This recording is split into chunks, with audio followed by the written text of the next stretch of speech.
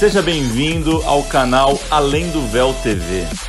Aqui você encontra mensagens e nossas séries especiais que vão te inspirar a viver uma vida muito melhor.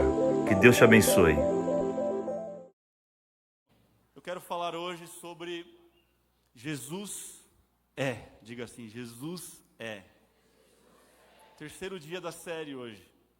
Algumas pessoas escreveram, eu coloquei uma pergunta no Instagram e começaram a escrever algumas coisas. Eu acho muito interessante saber quem Jesus é para cada um de nós. Mas a minha pergunta é, quem Jesus é para você? Quem Ele é de verdade para você? Ele é seu amigo? Ele é a sua esperança? Quem acha que Ele é um presente? Quem acha que Ele é uma dádiva? Quem acha que Ele é incrível? O que será que a gente vai falar hoje, hein, gente? Eu falei que eu estava com muita expectativa porque o tema de hoje, ele é ao mesmo tempo extremamente desafiador falar nele.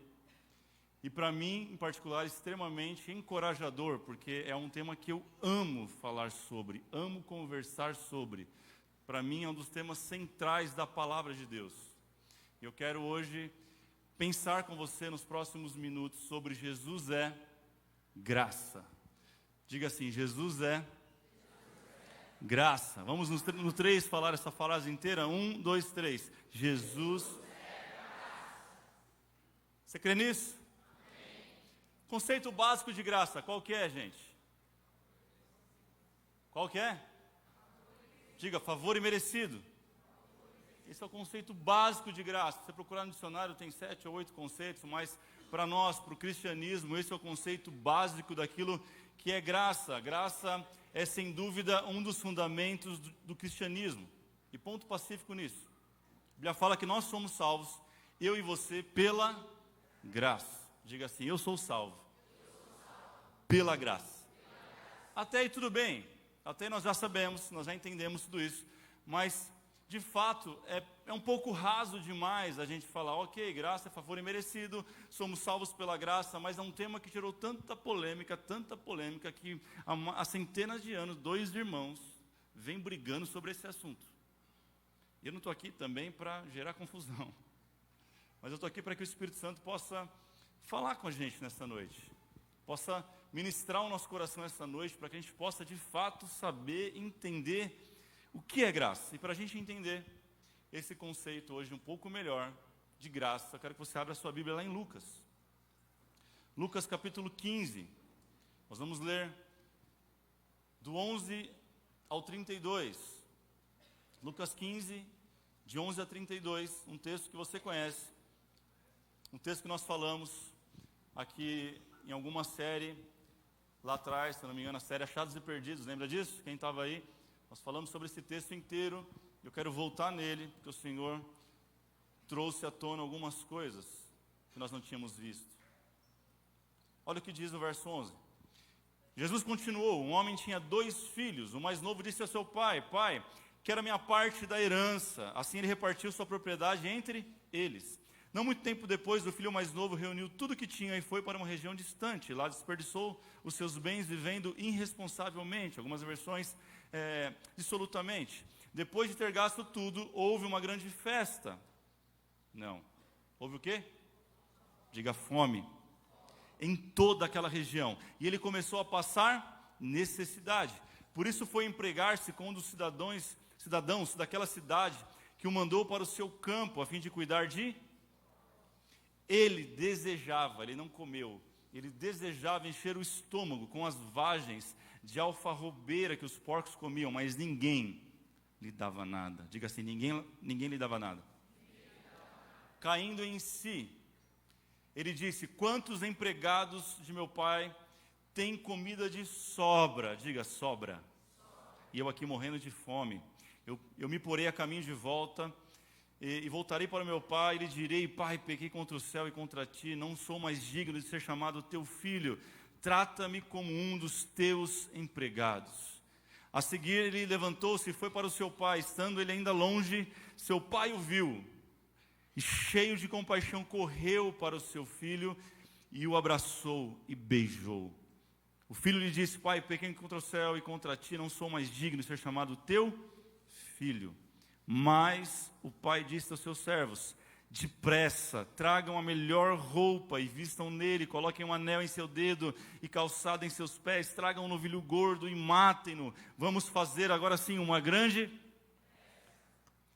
Porque este meu filho estava morto e voltou à vida, estava perdido e foi achado, e começaram a festejar. Enquanto isso, o filho mais velho, que estava no campo, voltou, aproximou-se da casa, ouviu a música e a dança, então chamou um dos servos e perguntou-lhe: o que está acontecendo? E ele respondeu: seu irmão mais novo, sabe aquele lá? Mais novo. E seu pai matou um novilho gordo, porque recebeu de volta são e salvo. O filho mais velho então encheu-se de ira e não quis entrar. Então seu pai insistiu com ele.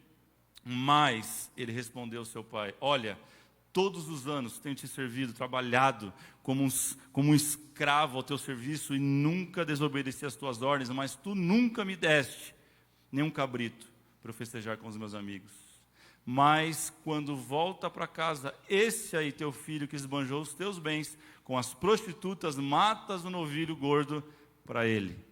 Disse o pai: meu filho, você está sempre comigo, e tudo que eu tenho é... Mas nós tínhamos que comemorar e alegrar-nos, porque este seu irmão estava morto e voltou à vida, ele estava perdido e foi achado. Quem pode dizer glória a Deus por esta palavra? Esse texto é muito conhecido, e a primeira frase que nós lemos no verso 11, está dizendo assim, ó, e Jesus continuou. Diga, Jesus continuou. Continuou o que, gente? Ele está contando 3 histórias.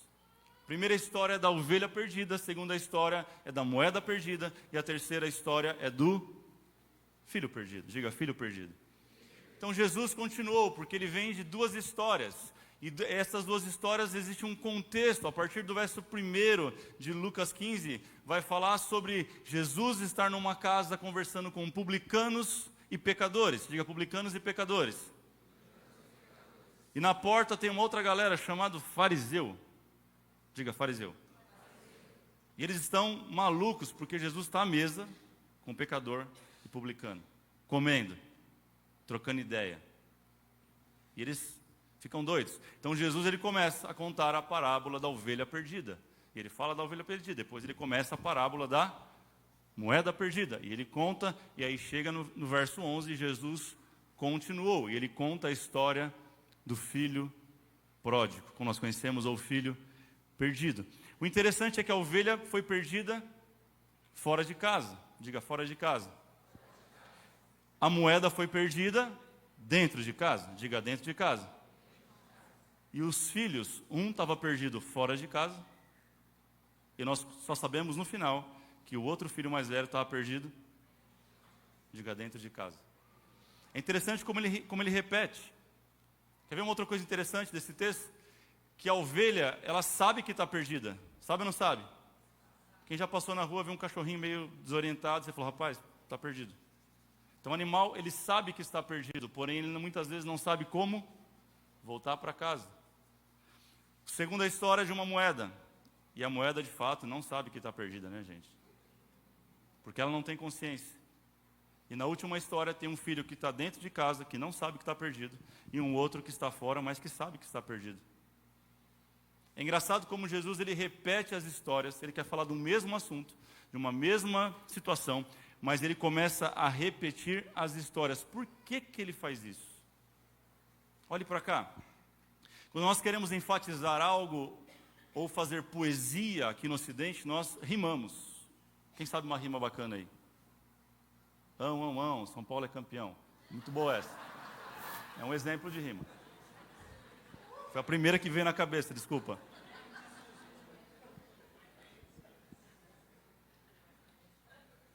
Quando a gente quer fazer rima, fazer poesia, a gente faz uma rima, ok? O judeu, quando queria fazer uma poesia, ele repetia a mesma coisa de formas diferentes. Era assim que funcionava. No Oriente é assim, quando ele quer repetir, enfatizar algo de forma que você entenda o que eu estou dizendo. Ele vai lá, ele não vai escrever com letras caixa maiúscula, não. Ele vai repetir a mesma história de formas diferentes. E é isso que a gente encontra no texto de Lucas 15. Jesus contando 3 histórias para chegar no mesmo contexto. O filho que fica na casa representa o fariseu da história, que está à porta, olhando e criticando o que Jesus está fazendo. O filho mais novo representa os pecadores e os publicanos da história. Aquele que foi para longe, aquele que gastou tudo e agora volta. Mas a grande pergunta e o assunto de hoje é: quem é o pai? Quem que é o pai da história? Já sabemos quem é o filho mais velho, ok? Quem é o filho mais velho? Diga, fariseu. Me ajuda, irmão. Cutuca o irmão do lado, acorda. Fariseu. Não o irmão do lado, o filho mais velho da história. Quem que é o filho mais novo? Diga, publicano e pecadores. E quem que é o pai? Quem que é o pai? Mais propriamente dizendo, aqui é um conflito. Lei e graça. Lei e... Esse é o conflito eterno. Quem está certo, a lei ou a graça? A graça ou a lei? E esse é o conflito que o fariseu vivia na época de Jesus. Quando Jesus chegou, eles piraram o cabeção, porque falou, esse cara aí fala que é o Filho de Deus e está fazendo uma arruaça na lei. Está fazendo tudo diferente. É sábado, pode curar no sábado? A lei diz que... Mas ele vai fazer o quê? Ele cura. Então o conflito desse texto é o mesmo. Lei versus graça. Eu te pergunto, quem que é o pai? Diga assim, graça. A pergunta dessa noite, para nós, é simples. Quantos de vocês, quantos de nós, querem ter um encontro verdadeiro com a graça? Meia dúzia quer. Fico feliz por isso. Vou perguntar de novo. Sempre é melhor da segunda vez. É que eu falei do time, os irmãos ficam tudo magoadinhos. Eu entendo isso aí. Quem quer ter um encontro verdadeiro com a graça nessa noite? Então anote isso. Primeiro lugar, quer ter um encontro com a graça? Quem quer? Abandone os méritos. Anote, não olhe para mim não. Anote seu celular em algum lugar. Pelo amor de Deus, vamos criar essa cultura nesse lugar de anotar aquilo que se fala neste altar. Que nada do que sai daqui se perca na sua vida, amém? Então anote isso, anote o que o Senhor vai falar com você. Anote as revelações que o Espírito Santo trouxer para você nas mensagens, porque isso vai ser vida para você. Daqui 3 meses você vai ler um texto e o Senhor vai falar com você de algo que você anotou. Então anote isso, número 1. Abandone o mérito. Fala para alguém do seu lado, abandone o mérito. Quem vive pela graça sempre está atrás de recompensa. E esse é o filho mais velho, é a lei, sempre procurando uma recompensa. Olha o verso 29, nós lemos, talvez você não percebeu. Olha, todos esses anos tenho trabalhado como um escravo ao teu serviço e nunca desobedeci às tuas ordens. Diga ordens. Diga trabalho e ordens. Isso é lei. Na lei, quanto mais eu faço, mais eu sou amado. Na graça, eu entendo que não importa o que eu faço, eu continuo sendo amado. Esse jovem surtou, mais velho, quando viu a graça de pé, recebendo um pecador com um abraço. Ele surtou, ele falou, não pode.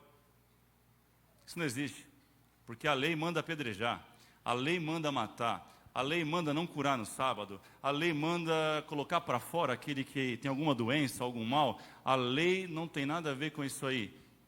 Aí quando ele vê a graça de pé na varanda, vendo um pecador correndo, se aproximando, ele vê que a graça saiu correndo em direção ao pecador e abraçou aquele pecador, ele pirou a cabeça. Porque a religião não suporta a ação da graça. Eu vou repetir, a religião ela não suporta a ação da graça. Para você entender, a lei é como se fosse um programa de pontos. Tipo de milhagem. Quem gosta de programa de milhagem? É uma bênção, irmão. Se você não gosta, procure saber. Mas é como se a lei fosse mais ou menos isso. Tem gente que é pirado assim, não sei se você conhece alguém assim, pirado em programa de fidelidade, sabe? O cara abre a carteira, tem do barbeiro, ele tem do japonês, ele tem não sei de onde, ele tem em todo lugar que ele vai, ele tem um cartão fidelidade. Ele vai abastecer seu carro, ele fala, não, que o carro tem que render até aquele posto, porque naquele posto eu ganho o dobro de milha. Conhece alguém assim? Não olha para o lado. Tudo ele compra no cartão de crédito para gerar milha. Eu não estou falando que isso é errado, irmão. Isso talvez é uma forma inteligente de você usar, né? E você tem um benefício, porque se você vai gastar do mesmo jeito, não vai ter benefício, ok? Não estou falando mal, pelo contrário, procure saber. Mas a lei, ela funciona como isso, para você entender. A lei, ela acha que a vida do cristão, tudo que ele faz, ele acumula pontos. Ele acha que tudo que ele faz de certo, Deus tem um papel, uma caderneta lá em cima, uma agenda, onde ele anota, poxa, fez certo, 5 pontos. Olha só que legal, ele ajudou o cara a carregar o negócio, 10 pontos. Aí quando ele xinga o cara no trânsito, Deus fala, 7 pontos na carteira celestial. Deixa eu decepcionar você nessa noite. Deus não soma débitos nem créditos.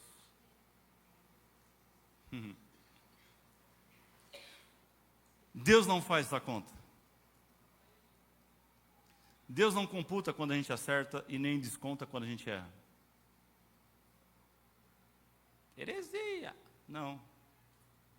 Deus não opera assim. Isso é outra forma. Olha o que o filho mais velho está dizendo. Deus, não é possível. Pai, quer dizer, eu te servi todos esses anos. Trabalhei igual um louco, igual um desgraçado, um miserável. E o Senhor não me deu nem sequer um cabrito para celebrar com os meus amigos. Essa é a mentalidade da lei. Essa é a mentalidade da religião. Que eu preciso fazer para ser notado. Eu preciso fazer para ser amado. Eu preciso fazer para ser querido. Ei, eu tenho uma notícia para você nessa noite. Abandone todo o mérito. Deus não soma nem débitos e nem créditos. Olha o que diz Efésios 2, de 8 a 9. Pois vocês são salvos pela graça, por meio da fé. E isso não vem de vós. É dom. Você sabe o texto. Não por obras, para que ninguém... Você pode dizer para alguém assim, ó, vem de Deus. Diga assim, Deus é o provedor de toda a graça. Sim ou não? Olha o que o texto fala, que é pela fé. Da onde vem a fé que você tem? Da onde, irmão? Você foi na esquina e comprou 1 quilo de fé? Está em promoção a fé hoje, eu vou lá comprar umas 200 gramas. Alguém fez isso? Como você recebeu fé? De quem, gente? De Deus. E o que você fez para merecer fé? E o texto está dizendo que a graça, ela vem pela fé. Ou seja, não tem nada a ver com a gente. Não tem nada a ver comigo. Não tem a ver o quanto eu prego bem. Não tem a ver o quanto eu canto bem. Não tem a ver o quanto eu sirvo bem. Não tem a ver com mérito nenhum meu. Vem de Deus. É dom de Deus para que ninguém se glorie. O problema é que a religião, ela inventou um sistema para que as pessoas se gloriem. Eu tenho 30 anos de crente. Nunca desviei. Já viu esse discurso legalista? Tive a oportunidade. Nunca fui numa balada. Glória a Deus, irmão. Nunca traí minha esposa há 30 anos. Aí eu pergunto, mas você é feliz com Jesus? A pessoa com a cara fechada. Tudo que ela viveu foi uma religião. Tudo que ela viveu foi um passatempo. Ela achou que estar numa igreja, não fazer as coisas simplesmente porque achava que Deus ia maltratar ela, fazia dela um cristão verdadeiro.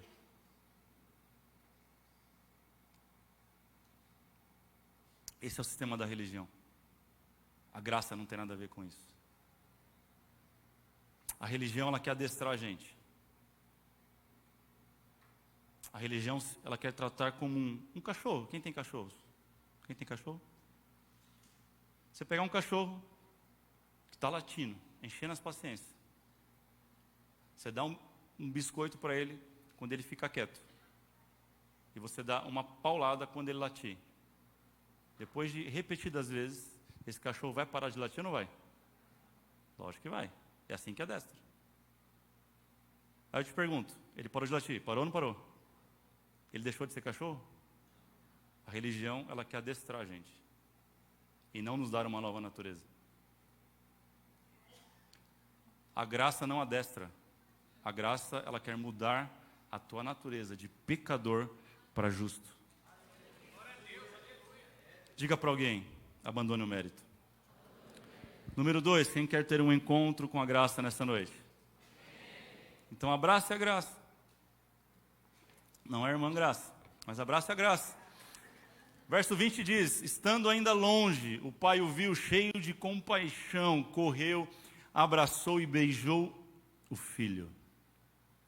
Correu e abraçou o filho. Já me chama a atenção, não tem muito tempo, mas um pai naquela época, ele não poderia correr. Sabia disso? Ele não poderia, na cultura judaica, homens mais velhos não corriam, era uma desonra. Crianças corriam. Homens mais velhos não poderiam correr, era uma grande desonra. Mais uma vez, a religião quer colocar você numa caixa e a graça vem e fala assim, eu não estou nem aí com a tradição, eu não estou nem aí com a religião, eu vou de encontro ao pecador. E diz que ele correu, diz que ele não ficou nem aí, ele abraçou o seu filho, beijou, que ele deu aquele abraço gostoso. Eu não sei você, mas eu sempre fui muito tímido. Eu sempre tive dificuldade de abraçar as pessoas. A igreja me mudou, porque os crentes gostam de abraçar, irmão. Hoje eu já sou natural, mas eu não era assim, nem sempre foi assim. E eu queria te mostrar que existem alguns tipos de abraço. Tem ou não tem vários tipos de abraço? Vem cá, Dé, tá aí? Fugiu não? Existe o abraço esfoliante. Primeiro palmas para a calça do Dé, que eu não tinha visto.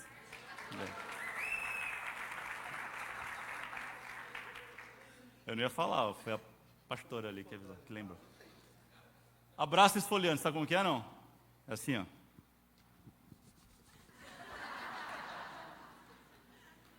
Segundo tipo de abraço é o abraço Shrek. Já viu, não? Shrek. Bruto, bicho bruto. Sabe? Assim, ó. Devagar, hein? Ai, meu pulmão. Eu era do abraço, não tô nem aí. Sabe como que é abraço também aí? Tímido.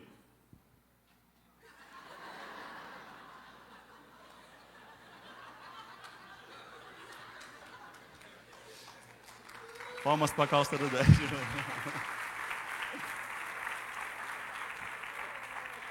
Por último, tem um abraço além do véu. E assim, vem cá, fica de lado. Abraço. Espera aí, não balança não. Se for mulher é assim, aí faz assim.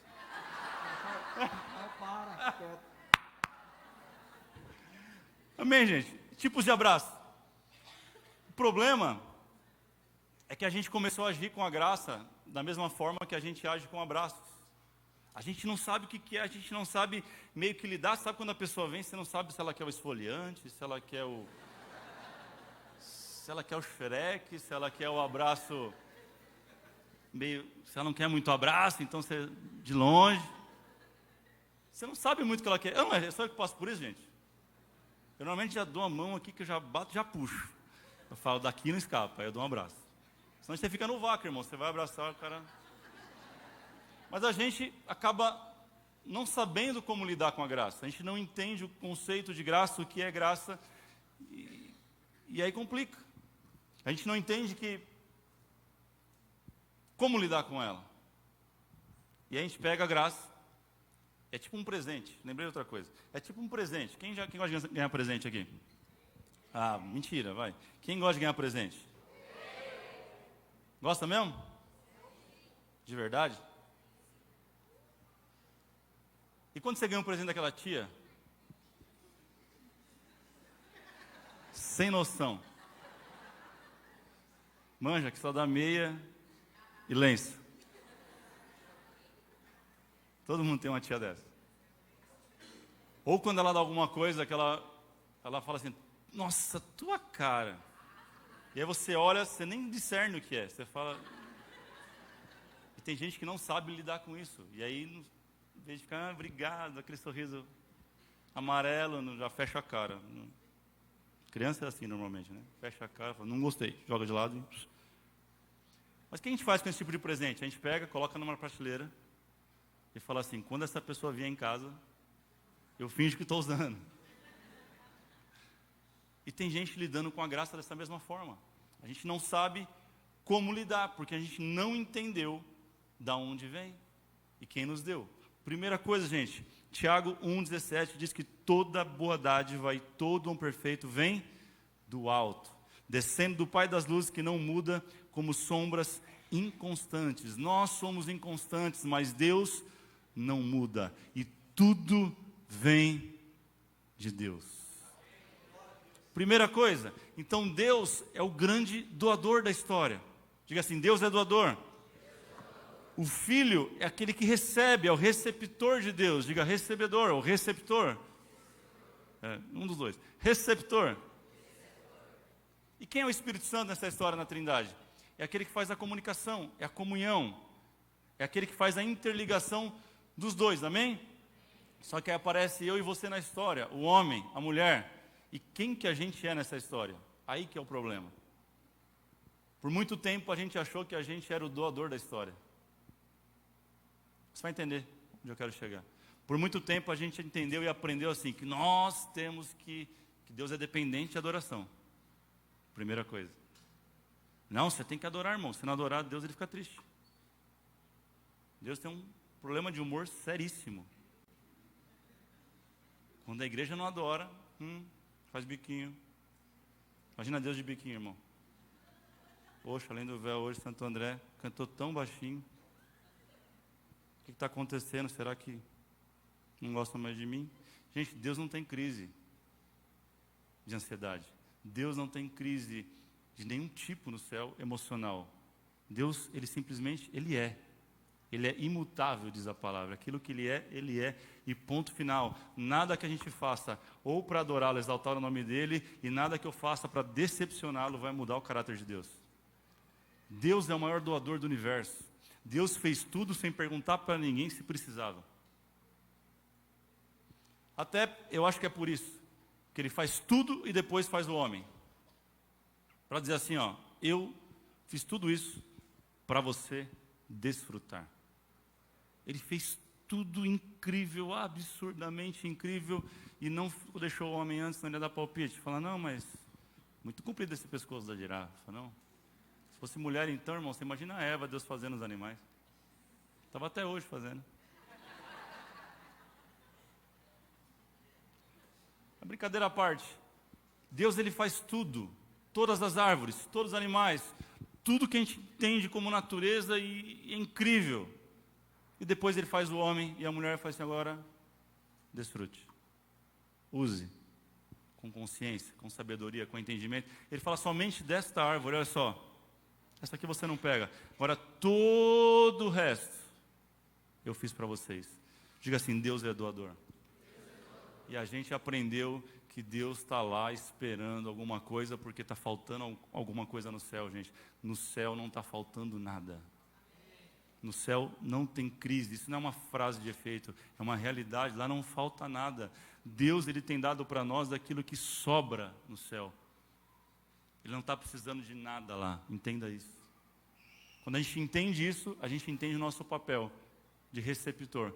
Quem que é o homem nessa história? O homem entrou nessa história através de Jesus Cristo. Gálatas 2:20. Fui crucificado com Cristo, assim já não sou eu quem vive, mas Cristo vive em mim. Agora, a vida que agora vivo no corpo, vivo na fé do Filho de Deus, que me amou e se entregou por mim. Não anula a graça de Deus, pois se a justiça vem pela lei, Cristo morreu inutilmente. Escute isso. Eu e você assumimos um papel nessa história. Jesus veio como unigênito do Pai. Mas quando ele subiu como primogênito. O primeiro de muitos irmãos. Você agora é filho de Deus. Agora você é co-herdeiro em todas as promessas que Jesus recebeu do Pai. Você foi feito, eu fui feito, para ser um receptor da bondade de Deus. Você não entendeu? Deixa eu falar para esse lado aqui. Você foi feito, minha irmã, ei, meu irmão, para ser um receptáculo, para ser um recebedor da glória de Deus. Quando eu entendo isso, eu entendo que nada que eu faça altera Deus. Já fala que Deus, Ele é amor. Diga assim, Deus é amor. Deus não tem amor. Nós, às vezes, temos amor para dar e, às vezes, não temos amor para dar. A gente acorda, às vezes, de bom humor e, às vezes, atribulado. Só eu acontece isso, gente. A gente tem dia bom e a gente tem dia... Para Deus, todos os dias são incríveis. Deus não acorda assim, rapaz, sexta-feira brava hoje. Teve um furacão lá em Bahamas, vou ter que resolver aquele problema. Irmão, em Deus não há variação nem sombra de dúvida. Ele é Deus. Esse faz parte do caráter dele. Amém? Terceiro lugar, quer ter um encontro com a graça?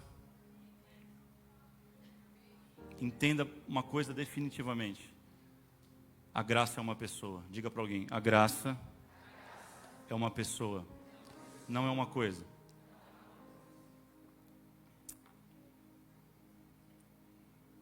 Sabe, por muito tempo, na verdade, muitos abusaram da graça, por achar que a graça é uma coisa. Muitos, por achar que é um princípio, ou que a graça é um conceito, meramente, abusaram dela. Sabe, gente que peca de forma deliberada, gente que até planeja para pecar. Você conhece alguém assim? Talvez é você. Fala, não, sexta-feira é o dia que eu vou pecar, porque o pastor falou que a graça cobre tudo. Aleluia. Dá até um glória a Deus gospel. Sabe, gente que usa dessa graça barata que estão vendendo por aí. A graça é de graça, mas ela custou um preço muito caro. Usa da graça barata para justificar suas falhas. Ah, não é assim mesmo. Sabe como que é? São os hormônios, não se convertem. Sabe, gente que acha que a graça é um salvo-conduto para justificar suas fraquezas. Gente que ostenta os seus pecados em nome da graça. Justamente por não saber direito o que é. Usam da maneira que acham melhor.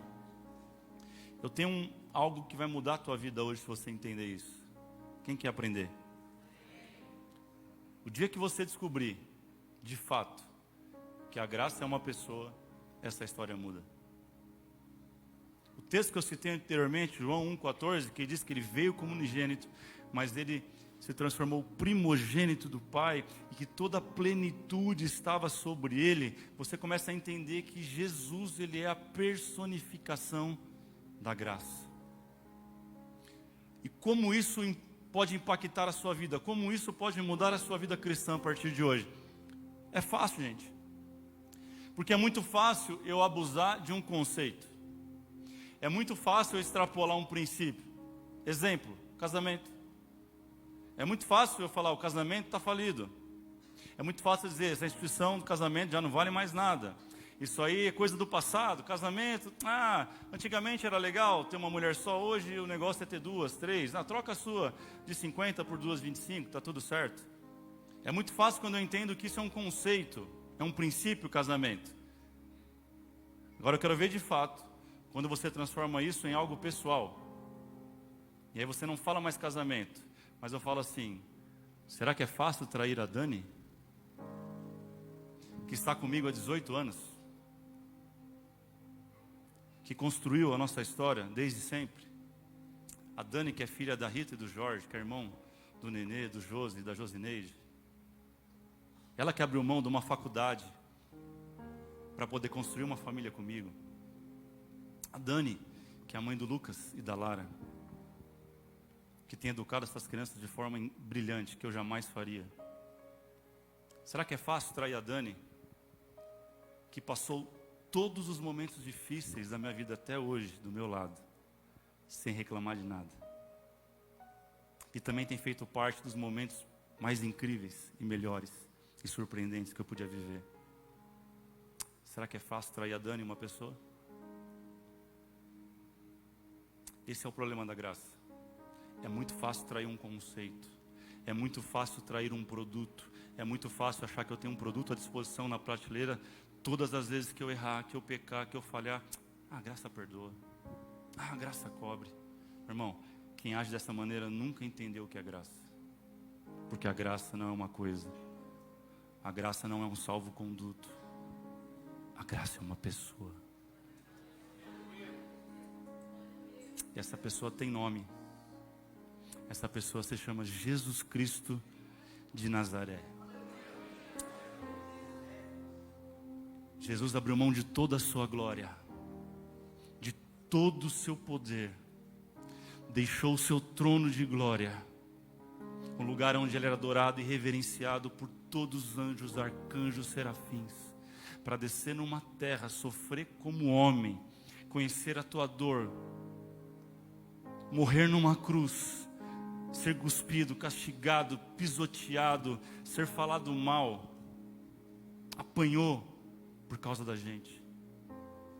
Esse homem que é o Filho do universo, esse homem que a Bíblia chama de estrela da manhã, rosa de Saron, príncipe da paz, ele veio, se fez homem e morreu por você, para que alguns hoje simplesmente abusassem da graça. A graça é uma pessoa, ela tem nome. E todas as vezes que nós pensamos nela como uma coisa e abusamos nela, nós estamos ferindo uma pessoa chamada Jesus Cristo. Se você acha que você pode em todo momento abusar, fazer o que quiser e voltar, eu não estou dizendo, querido, que a graça não é poderosa. A graça é aquilo que tem de mais poderoso nesse mundo, mas é aquilo que tem de mais precioso nesse mundo. Não é porque ela foi de graça que ela deve ser desperdiçada. Essa noite o Senhor nos trouxe aqui para assentarmos em volta da mesa,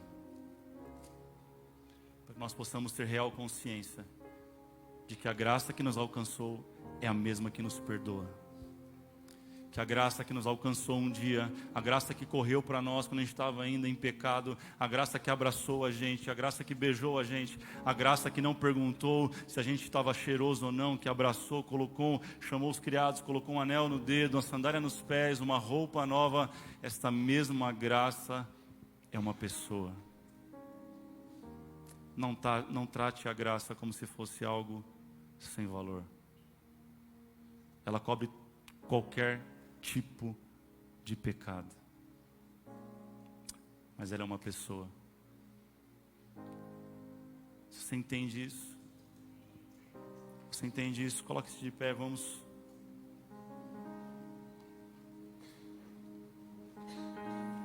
orar.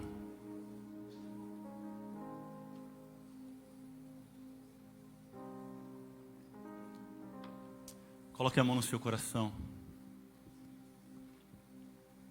Coloque a mão no seu coração, você que o Espírito Santo abriu o seu entendimento nesta noite. Ah, Senhor, nós entendemos e cremos que as escamas caíram nos nossos olhos, Pai. Nunca mais nós iremos tratar a graça como um objeto barato. Senhor, ajuda-nos a nunca mais tratar a graça como algo que nós usamos e jogamos fora.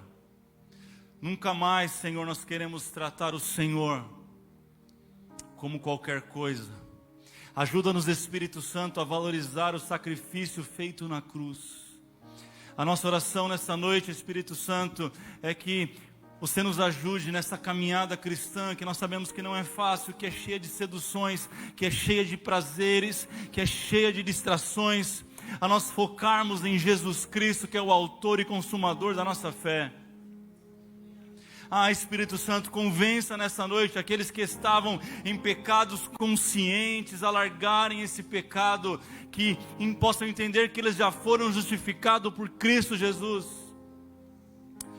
Espírito Santo, ajuda o meu irmão, ajuda a minha irmã nessa hora a ter consciência real de quem é o Senhor, de quão grande foi esse sacrifício e de quão poderoso foi o teu sacrifício na cruz para perdoar os pecados.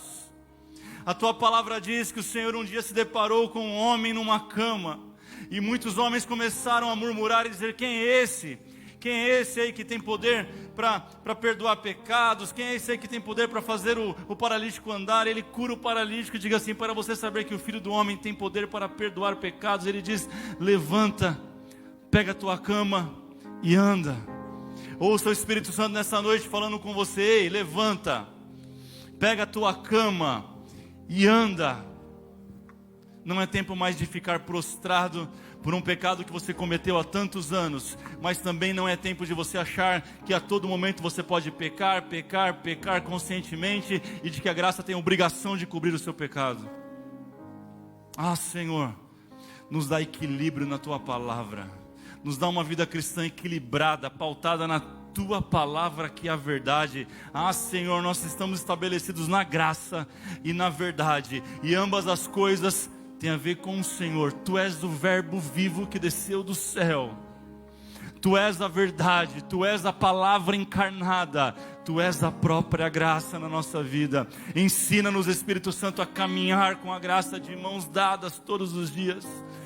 Eu sei que nós vamos falhar, eu sei que nós vamos errar, eu sei que nós podemos pecar, mas todas as vezes saberemos que temos a pessoa bendita de Jesus Cristo para dizer: ei, meu filho, eu te perdoo, vá e não peques mais. Essa é a nossa oração nesta noite, com o coração quebrantado e contrito diante do Senhor. Amém e amém. Se você crê nisso, aplauda o nome do Senhor nesta noite. Aplauda aquele que venceu. Aplauda a graça, a pessoa da graça, Jesus Cristo, neste lugar. Te adoramos, Jesus, te adoramos, Jesus, te adoramos, Jesus. Aleluia, aleluia, aplauda o nome dEle.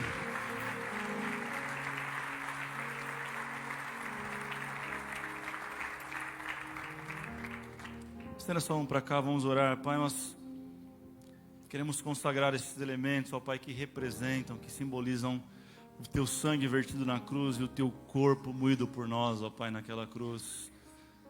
Senhor, que privilégio participar da Tua mesa, que privilégio, Senhor, estar aqui reunidos entre irmãos, estar em família, Pai. Ensina-nos a ser como filhos mais novos, que se arrependem e voltam para os Teus braços sempre. Tira de nós, Pai, todo espírito do filho mais velho, espírito de acusação. Você não tem vez em nosso meio. Espírito de apontamento, espírito de justiça própria, nós te lançamos por terra e declaramos o senhorio de Jesus Cristo sobre nós. A graça está sobre as nossas vidas, e aqui nós cresceremos como família todos os dias. Em nome de Jesus nós oramos. Diga amém. Participe. Pegue do pão, pegue do suco, e vamos celebrar este momento maravilhoso. Amém? Glória a Deus.